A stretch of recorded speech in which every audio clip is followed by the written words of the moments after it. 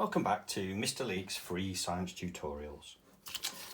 In this video, what we're going to be looking at is the respiratory system, the breathing system. And the question that we're going to answer is, what are the structures involved in transporting oxygen from the air to the blood, and what is the role of each part? So, some key things in this question. Structures, so they're like the physical parts of it. Transporting oxygen, right? So that is then the air that is then getting breathed in, the oxygen that's getting breathed in. From the air to the blood. So it's saying that it's got to go from basically from the mouth and how it or where it actually gets into the blood. And what is the role of each individual part? Now, just to start off, what I've got is got two basic pieces of information. On the left, what we've got is we've got the diagram that shows the breathing system, right, as a picture. So oxygen starts in the mouth, goes down inside the mouth. It goes down the trachea. Sometimes it's called the windpipe, but the the best word to actually use is the trachea. It goes down the trachea, and then what it does is it splits into two bronchus, right, which go one to that side and one into that side. Then, quite amazingly, what it does, the bronchus then splits and splits and splits and splits, a bit like a tree. So it gets smaller and smaller and smaller branches until it gets right the way to the very end, and those smaller branches are then called the bronchioles. Right to the very end, what you've then got is they've got the alveoli. And what the alveoli do, they look like a bunch of grapes. So if I took away all that pink stuff from the outside of there, right, what you'd find is a bunch of grapes, right? And what they are called is they are individual air sacs. So the alveoli and the individual air sacs. In the next video, we're going to be talking about what actually happens in the alveoli. Now, this diagram here then is what you then need to be able to recite back to answer the question. Now, let's remember the question. The question was, what are the structures involved in transporting oxygen from the air to the blood? Structures: trachea, bronchus, bronchioles, air sacs and alveoli. And what is the role of each individual part? So what I'm going to do is I'm going to go through how to answer that question. Oxygen enters the mouth and then goes into the trachea. The job of the trachea is to carry air to and from the lungs. Down the trachea, it has rings of cartilage. Basically, they are to protect the airway. And the rings of cartilage, if you actually sort of very, very gently press on the front of your neck, what you can do is you can feel little lumps. They are little rings of cartilage.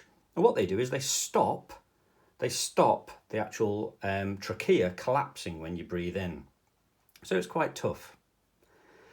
Then it goes down into the bronchus and then the bronchioles. And what the bronchioles do is they carry air to and from the air sacs, or much better, the alveoli. The bronchioles split into multiple pathways to reach all of the air sacs. So you're talking about absolutely massive amount of individual air sacs and alveoli, and a bronchiole takes oxygen to each one of them. The alveoli is the site of the gas exchange in the lungs. So they're those things that basically look like a bunch of grapes.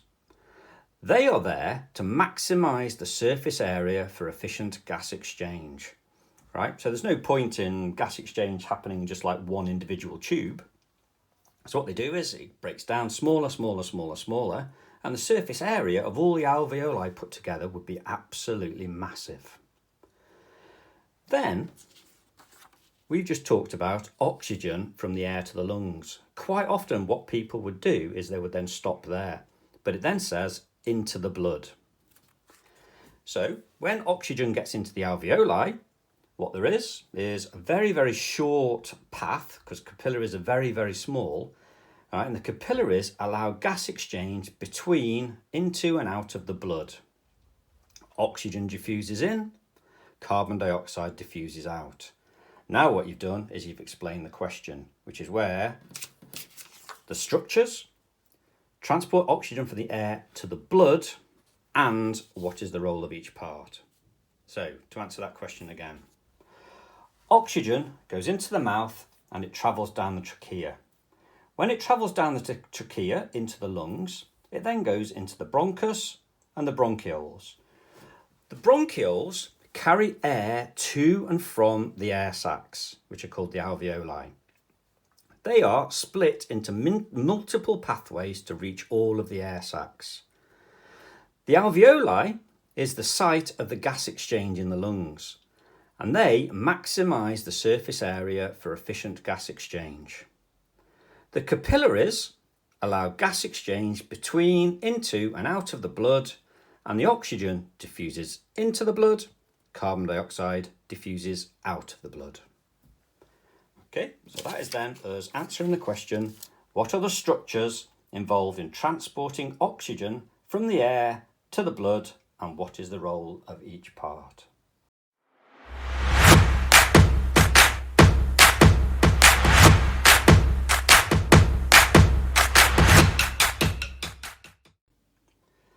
Welcome back to Mr. Leek's free science tutorials. The question that we're going to be dealing with in this video is, where does gas exchange happen, and explain the process? So really what we've got in this question, looking down at it, is where, so we need a factual base. Where does gas exchange happen? And explain. Explain then means more detail about what the actual process is. So it's two parts, factual, and then explain is then more detail. This is the diagram that we looked at in the previous video. Oxygen goes in the mouth, down the trachea, into the bronchus. The bronchus are the two big divides, one into one lung, one into the other lung.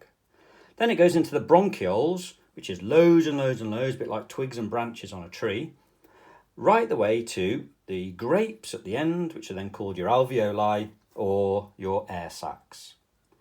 Now, the crunch to the question is gas exchange. Now, what gas exchange is the swapping of a gas from the alveoli into the blood. That's a gas exchange. So the gas is exchanging being swapping. Now, if we just deal with oxygen, oxygen goes into the air sac. So you breathe it in, eventually it gets into your air sac, and then what it has to do, it has to go into the blood. This process is called diffusion. Diffusion is the movement of particles from a high concentration to a low concentration.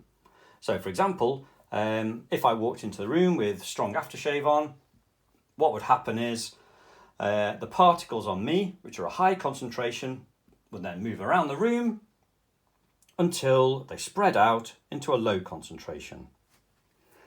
So what happens? In the alveoli, you have got a high concentration, a lot of oxygen.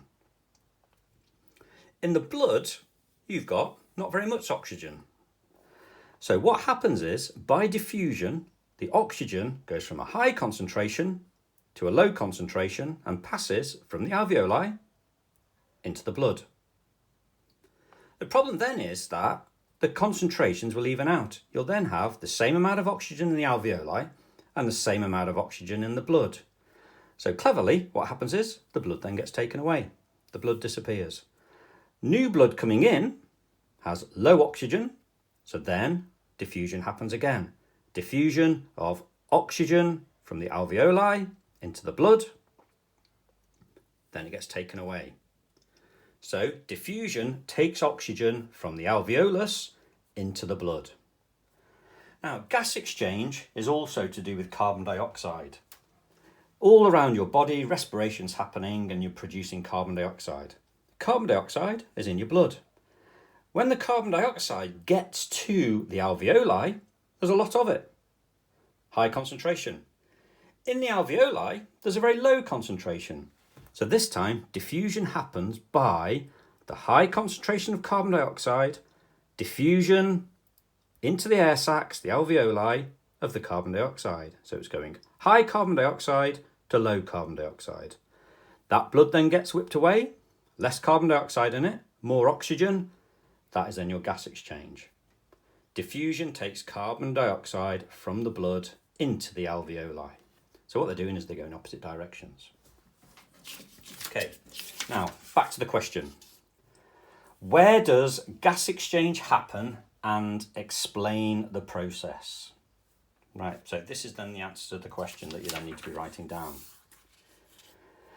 Gas exchange happens in the lungs, but in particular the alveoli, as part of the structure of the lung. And explain the process. Oxygen diffuses from the alveoli into the blood, going from a high concentration to a low concentration.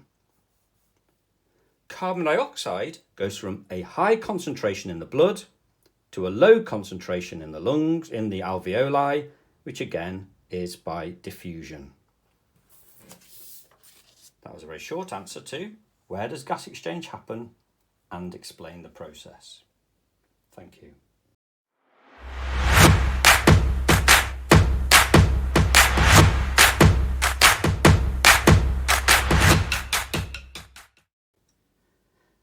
Welcome back to Mr. Leek's free science tutorials.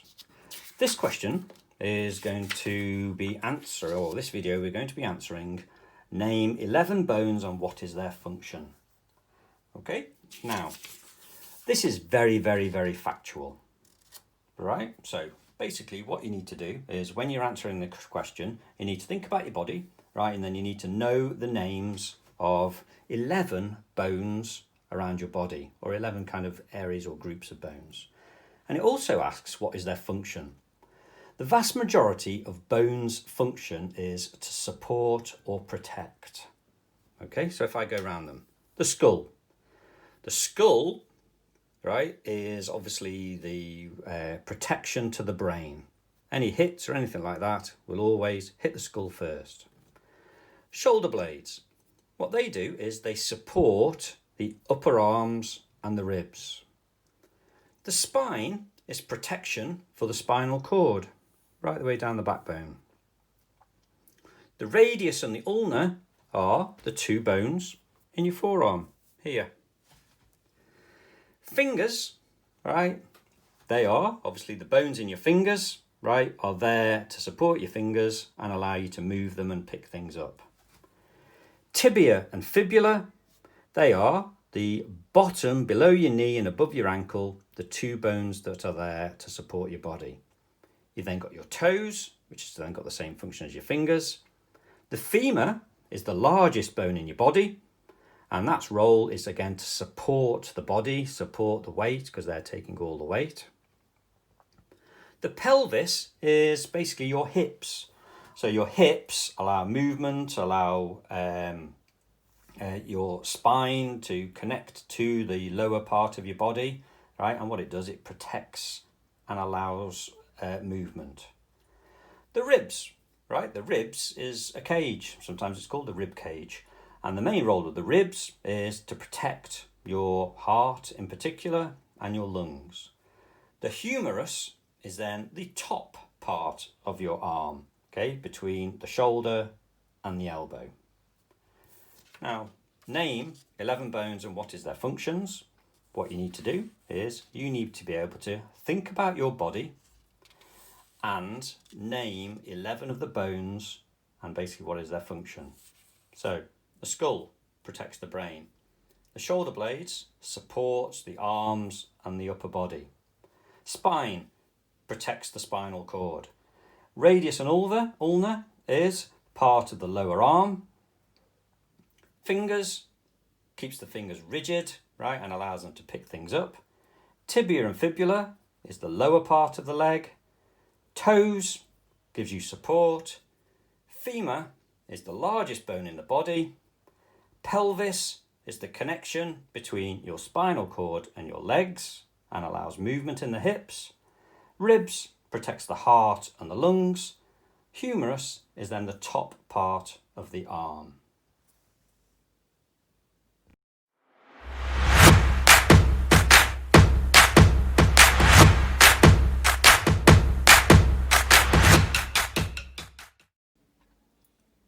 Welcome back to Mr. Leek's free science tutorials. This question is going to be, or this video is going to be answering the question, name 5 types of joints and give an example of where each one is found in the body. Again, this is a very, very factual question, all right? But what you need to do is you need to be able to remember all 5 different joints, and in particular, where are they? So a bit of understanding of the way that most of them work helps. So, 5 joints. Now, what I'm going to do is just start in the top left-hand corner and then just work my way around.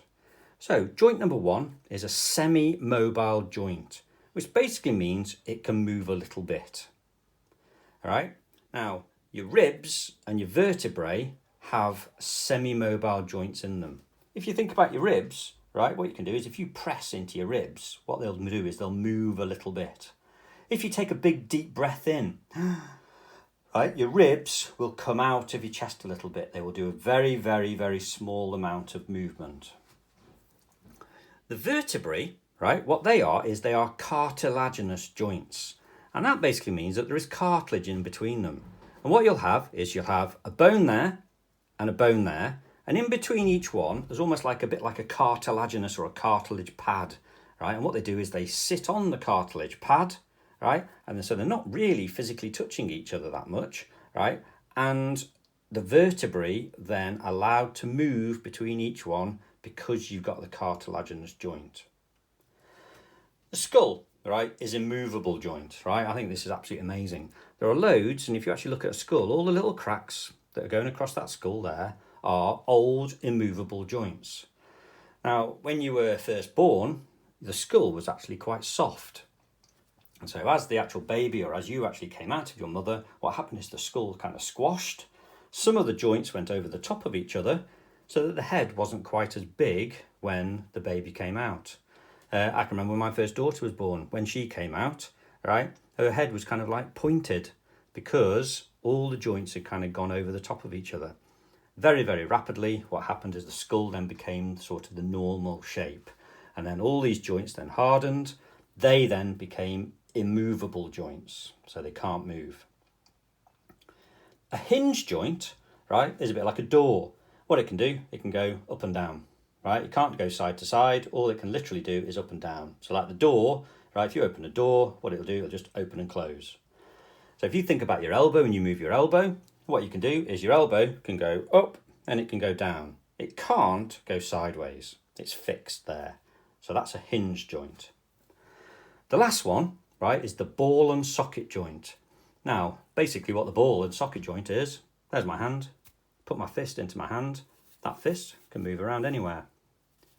That is the ball and socket. It's a ball that basically goes into a socket, and the best example of that is your hips. So with your hips, what you can do is you can lift your legs up, you can go sideways, you can go forwards, go in all sorts of different directions. So that is the ball and socket joint. Back to the question. Name 5 types of joints and give an example of where each one is found in the body. So, the 5 joints are semi-mobile joints. They are joints that cannot move very much and are found in the ribs and the vertebrae. Cartilaginous joints are mainly found in the vertebrae, in between bones within the spinal cord. Immovable joints are found in the skull. Those joints cannot move at all. A hinge joint can only move up or down in 2 directions. Typical example of that is the elbow. The ball and socket joint is much more, or has much more movement. They can be found in the hips. That answers the question. Name 5 types of joints and give an example of where each one is then found in the body.